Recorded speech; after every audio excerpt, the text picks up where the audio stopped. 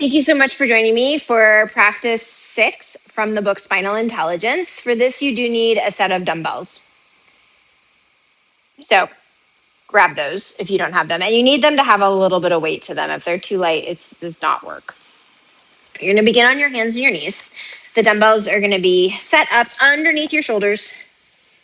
And you can adjust your spine to wherever it feels like is appropriate for you. You're going to pick up one dumbbell. And I always take my dumbbells a little closer together. I should say that part.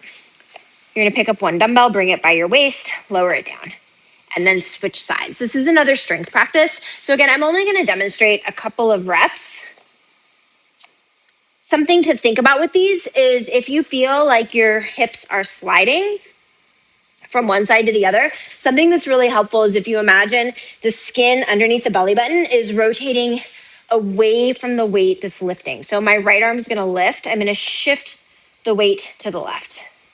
The skin under the belly button to the left. And I'm going to shift it to the right. And that immediately makes things feel more stable. You can do this a variety of ways. I showed alternating. You can do just one side at a time. There's tons of variations to this particular exercise, like a ton.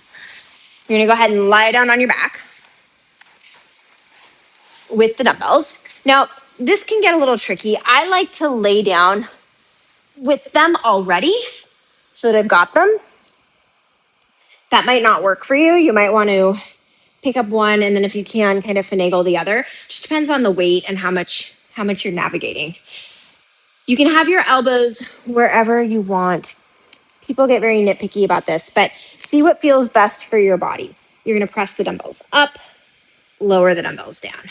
Press up and down. And then go ahead and just set those off to the sides.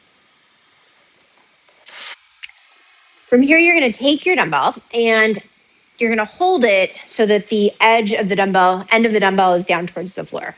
Now, I am not that tall, so I'm not going to go to my deepest squat with this.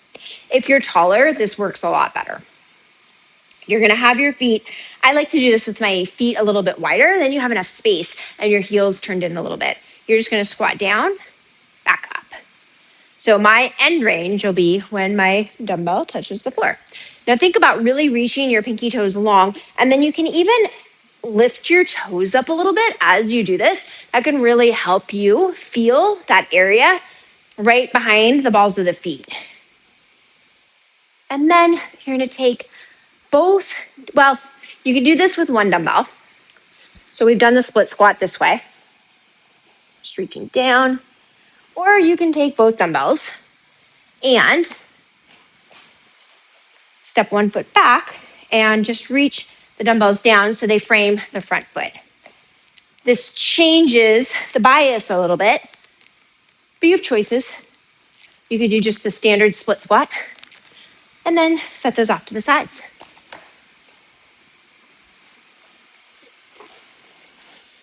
Thank you so much for joining me for that practice. Remember, this is just an example of some of the exercises. There's so much more you can do with all of this, but play with this for now. If you want more information about how you could use this in an actual program, I strongly recommend checking out the program Regulated and Strong, which covers all of it. But if you want just the concepts, please read the book Spinal Intelligence. Thank you so much.